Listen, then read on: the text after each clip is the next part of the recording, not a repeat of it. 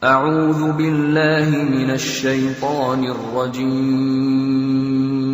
Bismillahirrahmanirrahim. Salah satu yang merusak manusia sekuler, membagi dua. Di masjid ibadah, di kantor tidak ibadah. Fatal. Di masjid dianggap ibadah. Jangan heran kalau ada orang di masjid khusyuk, takut nengok ke atas, melihat hanya tempat sujud saja. Allahu Akbar, tidak mau lihat ke atas. Kenapa? Dia khusyuk. Tapi di kantor dia lebih setan daripada setan. Kenapa? Berasal dari pemahaman yang salah, karena dia sudah bagi dua. Di masjid ibadah, di kantor tidak ibadah. Bahkan yang lebih fatal, yang kotor-kotor di kantor bisa dibersihkan di masjid. Kotor. Akhirnya untuk membersihkannya pergi dia ke masjid. Laundry yang paling besar Masjidil Haram. Sampai di sana nangis di pintu Ka'bah. Ya Allah, dah selesai bersih. Enak aja. Bukan begitu ajaran Islam. Labbaik Allahumma labbaik, labbaik Allahumma labbaik. Apa kata malaikat? La labbaik wala sa'daik. Kau tidak dapat panggilan, kau tak dapat kebahagiaan, kau tak dapat haji mabrur, kau tak dapat surga. Zaduka haram, karena kau berangkat dengan uang haram. Oleh sebab itu pemahaman Islam mesti utuh. Semua adalah ibadah. Kalaulah gerak tidak ibadah, betapa menyakitkannya bapak-bapak polisi di jalan raya kena panas terik, padahal dia tidak ada penutup kepala di atas, berkeringat berpeluh. Mereka tetap merasakan itu sebagai ibadah. Tentara yang membela negara, angkatan laut di perbatasan sana, datang kapal-kapal perompak dari Thailand ingin mengambil ikan kita, tenggelamkan. Itu kalau tidak nilai ibadah, dia takut. Jangan-jangan sebelum kita tenggelamkan, kita duluan ditembaknya tenggelam. Maka itu mesti ada nilai ibadah di dalamnya. Itulah yang membangkitkan semangat jihad. Jamaah bertanya, Ustadz kemarin dari Jambi, terus kemudian terbang ke Miri, besok baru pulang ke Pekanbaru. Apa Ustadz? Saya lihat Ustadz dari tadi mengantuk saja. Iyalah, sampai tadi malam ke hotel jam 12, baru tidur jam 1 karena ada yang mau ditulis. Jam 3.30 sudah bangun ceramah. Tapi begitu berjumpa dengan jamaah orang ramai, bangkit semangat. Habis ceramah ini tanya jawab, semangat lagi. Habis itu baru lesu. Dan tidurnya itu pun ibadah. Bayangkan tidurnya itu ibadah. Itulah mengapa banyak orang pengajian sambil oh, Ustadz menyindir ya? Tidak. Saya termasuk Ustadz yang tidak pandai menyindir. Saya termasuk Ustadz kalau dipesan request untuk menyindir, saya tidak pandai. Kenapa? Karena saya pernah menyindir orang. Ustadz, tolong Ustadz sindirkan. Ini ada jamaah yang sudah sedekah tapi mengambil uangnya kembali. Siapa yang bersedekah mengambil uangnya kembali, kal kalbil ladzi ya'udu ila qaihi, sama seperti anjing yang menjilat muntahnya kembali. Selesai pengajian, mohon maaf Pak Ustaz, yang disindir nggak datang. Oleh sebab itu tak ada gunanya sindir menyindir. Kalau mau to the point, mana orangnya face to face, langsung saja tembak 12 pas, gol. Bapak Ibu yang dimuliakan Allah, maka mesti dipahami dengan benar. Di Masjidil Haram ibadah, di rumah pun kau ibadah. Istri yang dari mulai pagi memasakkan suami, dibantu oleh pembantu membuatkan minuman, membesarkan anak, menyusukan anak 2 tahun lamanya, melahirkan, meregang nyawa ibu melahirkan anak, ibadah. Makanya kalau dia meninggal dunia saat melahirkan, matinya mati syahid. Saking senangnya suaminya mendapatkan seorang istri yang syahid, tak menangis dia. Begitu tegarnya bapak, tidak meneteskan air mata. Tidak Pak Ustaz, aku melepas seorang syahid, 3 syahid lagi siap menanti. Peace, damai. Biasanya ibu-ibu kalau bawa cerita ini, kalau gini pulang aja lah kita kan. Nah, bercanda. Serius sekali. Nah, tapi yang saya katakan tadi itu semuanya ibadah badan. Melangkah dari rumah, ibadah badan. Membukakan mata, ibadah badan. Mendengar ceramah, ibadah badan. Membaca Quran, ibadah badan. Berzikir, likulli sulama minkum sadaqah. Setiap tulang-tulang sendi ada sedekahnya. Subhanallah, subhanallah, subhanallah, subhanallah, subhanallah, subhanallah. Itu ibadah badan. Tapi ada bukan ibadah badan. Apa dia? Itulah yang 7 macam. Zakat, wakaf, infak, sedekah, wasiat, hibah, ghanimah. Nah, itu ibadah harta. Mana yang lebih banyak? Ibadah harta apa ibadah badan? Ibadah badan. Kalau ibadah harta tak banyak. Zakat, wakaf, infak, sedekah, wasiat, hibah, ghanimah, rampasan perang. Tapi kalau ibadah badan, setiap gerak adalah ibadah. Makanya kita mesti bergerak. Likulli harakah barakah. Setiap ada gerak pasti ada berkah. Makanya tak boleh tidak bergerak. Air sumur kalau tidak ditimba, air itu akan busuk, butek, warnanya pun tidak ada seperti minyak di atas. Mata air mesti terus berganti. Darah harus tetap mengalir, jantung harus tetap berdetak. Makanya jangan pernah kosong dari aktivitas. Fa idza farata fansab. Selesai dari satu ibadah, pindah ibadah lain. Selesai ibadah tegak, pindah ibadah ruku. Habis ibadah ruku, pindah ibadah tegak. Habis ibadah tegak, pindah ibadah sujud. Habis ibadah sujud, pindah antara 2 sujud. Selesai sudah salat, lalu kemudian puasa. Selesai puasa, lalu kemudian berzakat. Selesai zakat, lalu kemudian mengitari Ka'bah. Subhanallah walhamdulillah wa la ilaha illallah wallahu akbar. Selesai itu melontar jumrah. Selesai itu menggunting rambut. Selesai itu berzikir. Tidak pernah kosong. Sampai kapan? Sampai malaikat maut mencabut nyawa. Dan ucapan terakhir yang keluar dari mulut adalah la ilaha illallah. Itulah jawaban tentang pertanyaan untuk apa kita hidup di dunia. Nanti kalau ada anak, ibu, bapak, tetangga, kawan, sahabat, handai tolan bertanya, untuk apa kita ini hidup? Tak usah jawab, putarkan aja videonya. Itulah enaknya zaman sekarang. Kalau dulu mesti diingat. Saya dulu pulang sholat Jumat, mak saya manggil, sini, ya mak, ceritakan apa isi khutbah khotib tadi di masjid. Gini. Itulah awal saya ceramah. Jadi saya paham mengapa saya menjadi ceramah sekarang. Dan saya tidak pernah merasa menceramahi bapak ibu. Saya tidak pernah merasa mengguru-gurui. Saya hanya seperti seorang anak sedang bercerita pada ibunya saja. Tadi mak, kata khotib itu begini. Anak sekarang enggak. Apa kata khotib tadi? Ini MP3-nya mak. Bapak ibu yang dimuliakan Allah subhanahu wa ta'ala, ibu yang mendidik anak-anak ibu, ibadahnya luar biasa. Itulah mengapa ibu lebih tinggi derajatnya daripada laki-laki. Ilzam rijlaiha, kau urus tapak kakinya, fatammal jannah, kau dapati surga di sana. Di bawah tapak kakinya surga, al jannatu surga, tahta di bawah aqdam kaki al ummahat, ibu-ibu. Kenapa begitu? Karena ibadah dia yang luar biasa, tidak bisa dilakukan oleh laki-laki. Salat kita bisa, puasa kita bisa, tawaf kita bisa, sa'i kita bisa, melontar jumrah kita bisa, tahallul kita bisa. Tapi ada yang kita tak bisa. Apa dia? Mengandung. Kita tak bisa. Siapa yang mau coba mengandung, keluar dari sini, ambil bola voli, ikat di perut. Melahirkan, kita tak bisa. Siapa yang ingin coba melahirkan, keluar dari sini, telanlah jeruk bulat-bulat.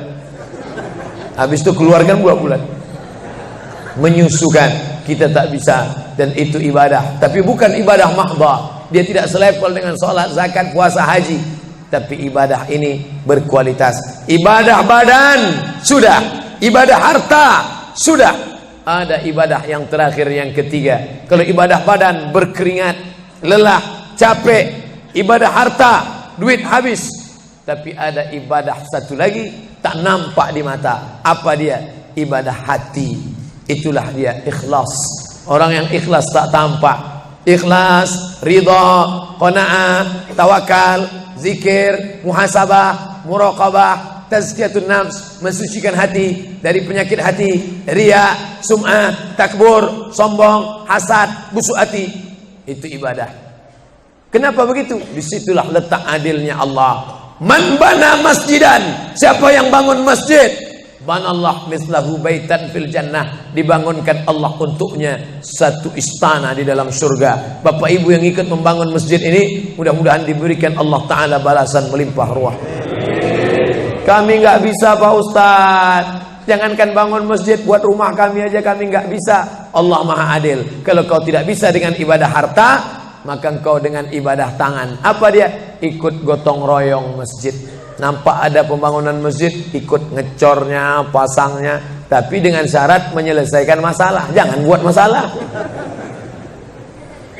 Man shalla isnatai asyarata rakaah, siapa yang salat 12 rakaat fil yaumi wal laila, sehari semalam, bunyalahu bihinna baitun fil jannah, dibangunkan untuknya satu istana di dalam surga. Sama macam orang yang bangun masjid, salat 12 rakaat. Kamu bisa bangun masjid? Bisa. Bagus. Kamu? Saya nggak bisa.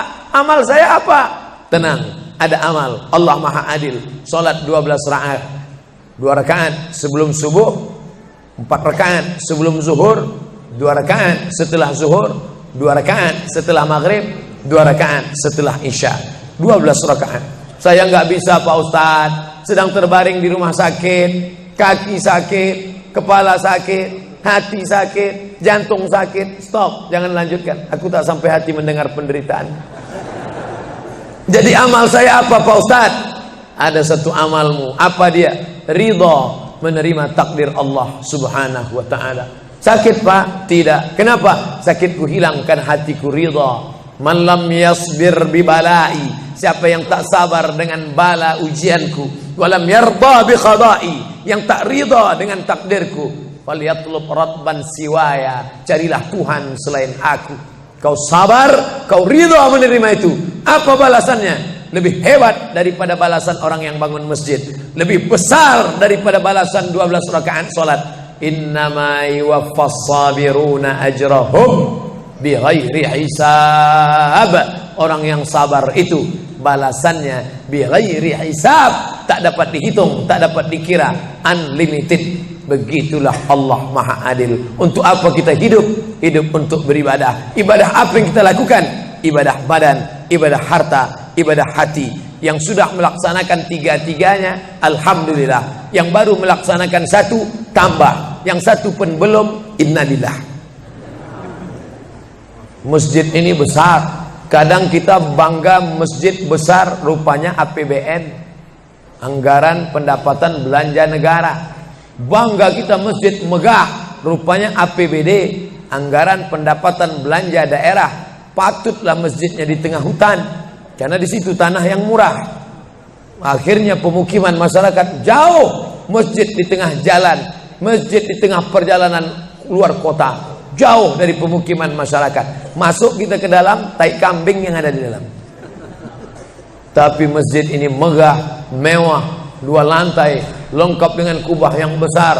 Ini swadaya masyarakat. Saya tahu ini dari mana? Jamaahnya cerita. Kalau tidak, mana saya tahu. Ini masjid ini asli swadaya Pak Ustaz. Lama membangunnya Pak? Enggak lama, sebentar saja. Sebentar saja, sekejap langsung terkumpul 7,6 miliar uang. 7,6 M. Itu kalau dibelikan cendol berenang gitu. Bayangkan itu. Bisa terkumpul masyarakat. Padahal ibadah yang paling berat, ibadah harta inilah. Banyak orang kalau diajak iktikaf, banyak. Ayo kita iktikaf, ramai. Ayo kita zikir ke Az-Zikra, ramai.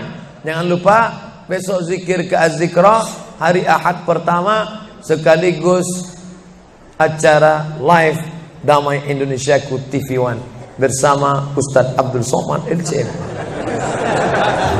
Tapi ada ibadah yang berat. Apa dia? Ibadah harta. Banyak orang ketika diajak muhasabah zikir malam, ya Allah, banyak dosa kami ya Allah, tapi dia susah menangis, meneteskan air mata. Tapi begitu lewat kota infak, memang menangis. Tak sampai hati melihat Bung Karno keluar dari dompet. Lewat kotak sodako, infak, lama membuka dompet mencari Patimura. Nauzubillah. Mudah-mudahan kita tak termasuk golongan yang bakhil ini. Kenapa? Karena setan selalu setan ya'idukumul faqra, membisikkan kepakiran. Jangan beri, nanti kau susah, nanti anak kau tak makan, nanti kau dikeluarkan kerja, kau makan apa, nanti kau mau beli rumah, nanti kau mau beli tanah, nanti kau mau beli mobil, nanti kau mau beli cincin, nanti kau mau beli kamera, nanti kau mau ganti HP, uangmu tak ada. Setan selalu berbisik-bisik. Lawan setan itu. Qul a'udzu birabbinas, malikin nas, ilahin nas, min syarril waswasil khannas, alladzi yuwaswisu fi sudurin nas, minal jinnati wan nas. Hanya saja kalau yang berbisik itu setan, kita baca ayat kursi, insya Allah dia kabur. Ini yang berbisik ini kawan kita. Kita bacakan ayat kursi, hafal pula dia dari kita lagi. Tapi tak apa-apa, tetap aja bacakan. Allahu la ilaha illa huwal hayyul qayyum, la ta'khudhuhu sinatun wa la naum. Hembuskan ke wajahnya. Bapak Ibu yang dimuliakan Allah, setelah ibadah 3 ini kita lakukan, ibadah badan sudah, sholat subuh sampai melimpah ruah ke belakang. Saya dengar suara hati tadi, lapor, tenda sudah penuh, sudah melimpah ke jalan. Masya Allah. Ibadah harta sudah 7,6 M. Ibadah hati sudah, sabar, ridha, qanaah, tawakal. Tapi jangan lupa, datang merusak yang 3 ini, perkelahian, merusak ukhuwah Islamiyah. Masjid yang besar, kalau sudah kelahi di dalamnya, tinggal kelahi, tak lagi ada persatuan. Masuk masjid bukan baca doa pintu masuk masjid, malah masuk masjid ngelihat kira-kira dia di mana ya. Oh dia di sana, gua di sini lah. Oh di sini, dia di sini. Sampai akhirnya suatu hari terlambat, lupa ngelihat. Allahu Akbar, rupanya dia di samping. Jangan kelahi. Wa'tasimu bihablillah. Berpegang teguhlah dengan tali Allah. Tali Allah itu apa? Al-Quran dan Sunnah. Apalagi ulama, nggak ngerti Quran, nggak ngerti Sunnah, tanya ulama. Al-ulama warasatul anbiya. Wa'tasimu bihablillah, berpegang teguh dengan tali Allah. Wala tafarraqu, jangan berpecah belah. Coba lihat bunyi ayatnya. Andai ayat itu sampai bihablillah titik sudah cukup. Berpegang teguhlah dengan cara tali Allah, cukup. Mengapa ujungnya tetap ditutup wala tafarraqu, jangan berpecah belah? Karena banyak orang yang sudah baca Quran, sudah sholat, sudah puasa sunat, tapi hatinya pecah bercabang. Galah patah boleh disambung, kaca retak boleh direkat, hati rusak kemana obat akan dicari. Oleh sebab itu kalau ada fitnah-fitnah, tabayun, klarifikasi. Jangan su'uzan.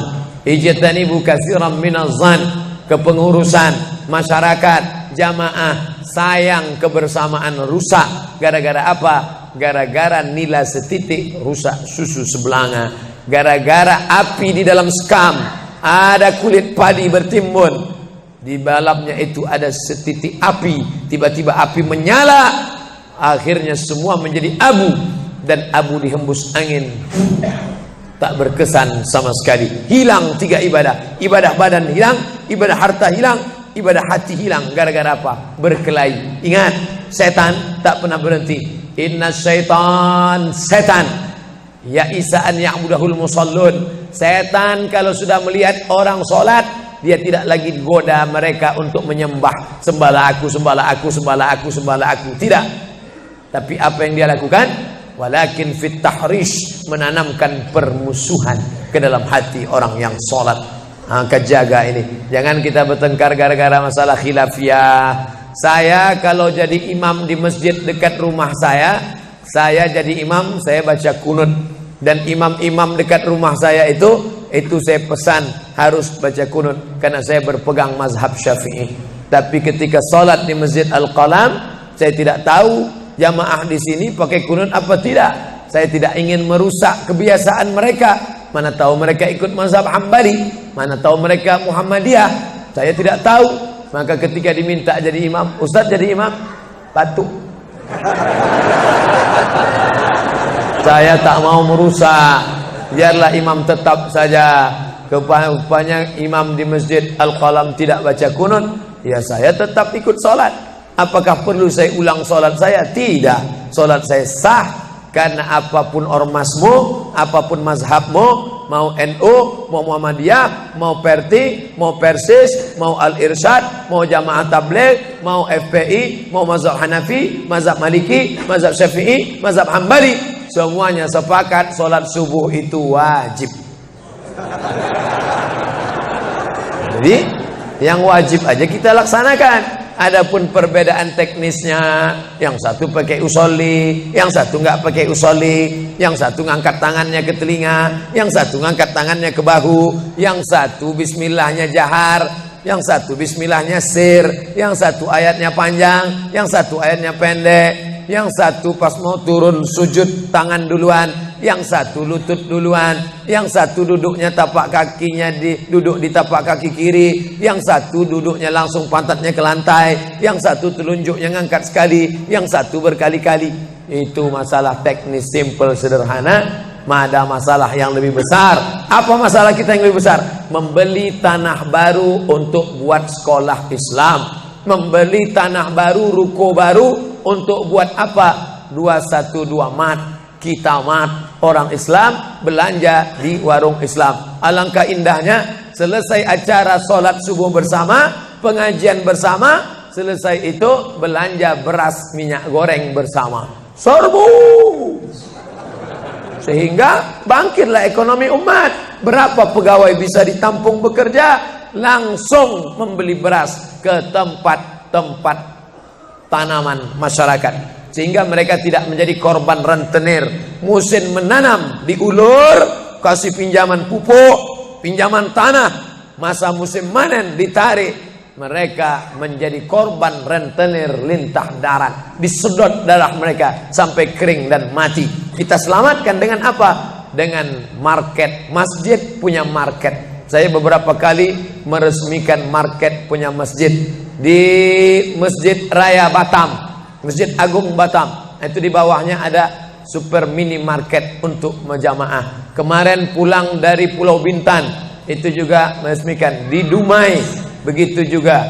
Ini 212 Mart. Terserah namanya apa. Ada 212 Mart, ada namanya Kita Mart, atau bisa juga buat Somart. Nah, bisa juga.